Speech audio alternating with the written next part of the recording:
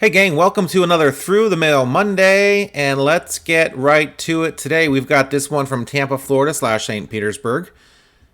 Got the Elvis stamp on there, which means one thing and one thing only. This person is one of my old timers that I'm trying to get signed. I was looking through the list of the 100 oldest MLB players, and I was finding out who signed and who didn't, so let's see who we got back. All right, Billy DeMars, or DeMars. 1950 Bowman right there, signed nicely. Still got a really nice signature. He's born August 26, 1925. He's 94 years young. He's got a great signature still. He only played a couple of years for the Phillies, or the Philadelphia Athletics, and then the St. Louis Browns from 1948 to 1951. But after that, he had quite a managerial career, 11 years in the minors, and then in 1969 started a 19-year Major League coaching career with the Phillies, including being on the staff for the 1980 World Championship. Left after 81, coached 6 more seasons with Montreal and also with the Cincinnati Reds. Pete Rose called him the best hitting coach with whom he has ever worked.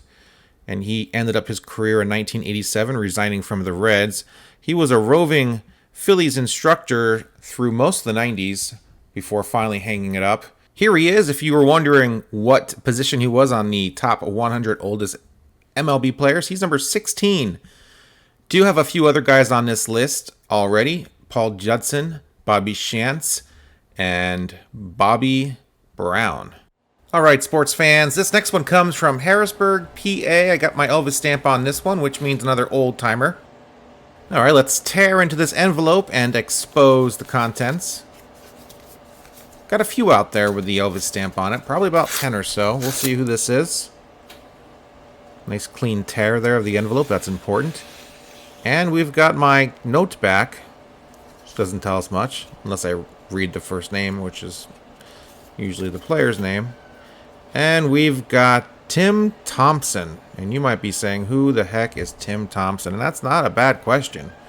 In fact, he's got so few cards out there. I think he's got this one card, and that is all I could find. Look at that cool Tigers logo. I think this is all I could find. He did play at Ebbets Field in 1954 when he started his career, so I kind of got creative and had these Ebbets Field cards signed. Now I'm going to try to track down a few other guys that played at Ebbets Field as well and see if I can get those signatures on those cards as well, but it's a little tricky trying to find A, people that played in Ebbets Field, and B, those people that are still able to sign. So there we go. Tim Thompson, for you guys that don't know who he was, he played for about 4 years. Started with the Dodgers, the Brooklyn Dodgers in 54, ended with the Detroit Tigers in 58. Currently 95 years of age, born March 1st, 1924. And in case you were wondering, and I know you were, he is number 8 on our oldest Major League Baseball player list. So we got 16, we got 8. Could 4 be next? Let's find out who our next return is. All right, guys, this next one is coming to us from North Texas, Texas. I got the JFK stamp on there because it went to Texas. I do know this is going to be another old timer. Let's find out who it is. Come on, let's see. All right. Eddie Robinson, nice. Look at that. Not a bad signature. 1951 Bowman. Pretty awesome. Reaching for a ground ball there. Here's another one looking quite stoic. And there's a beautiful 53 Topps. And then there's a 53 Bowman as well. So, pretty awesome return, man. 4 from this guy. And that's a 55 Bowman, by the way, not 53. Sorry about that. Eddie Robinson was born in 1920, December 15th, 1920. He is 98 years young. He started his career in 1942 for the Indians. He finished it in 57 with the Baltimore Orioles. He was a 4-time All-Star, including a World Series champion in 1948, so pretty awesome. He does have an autobiography out there called Lucky Me, My 65 Years in Baseball. He's also the last surviving member of the 1943 Navy World Series. Well, he's probably the last surviving member of quite a few things. And where is he on our list? He is number 2.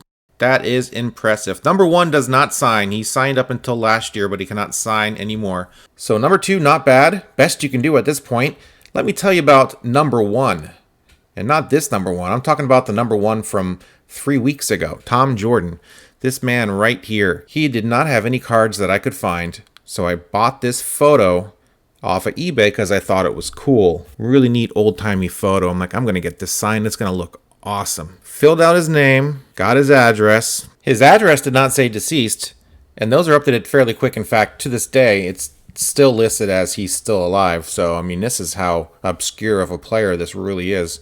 Double checked the top 100 oldest living players of all time, and I couldn't find his name anymore. And I thought he was number one, but he wasn't up there. So I did a quick Google search and found out that he had passed away literally the day I was going to send this off to him. So kind of a bummer, but it gives me an opportunity to tell you a little bit about this man. He played for a couple years, 3 years in the majors between 1944 and 1948. Had 39 total games as a catcher. He left the minor leagues in 1949 despite being only one season removed from the majors to join his brother on a local semi-pro team in Roswell. Of course, you see this is where this is addressed to, so surprisingly, he felt more comfortable playing in the familiar minor league communities than the major league markets. He wanted to go back to the minors. Of course, money wasn't what it is today back in the day, so money was not that big of a draw as it is now.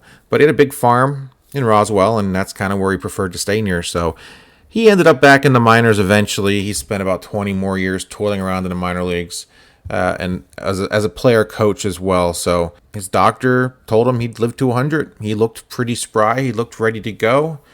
And he had a heart attack on August 26th of 2019, which is coincidentally the August 26th was the birthday of the first TTM we had today, Billy DeMars. His signature was still great. He was still moving around quite well. His doctor had told him and his friends that he would definitely make it to 100, and he missed it by 10 days. So you didn't know who Tom Jordan is, and you might not remember who he is in a week or two, but I wanted to get his story out there and let everyone know who this guy was in this photo. This kind of haunting, kind of old-timey photo.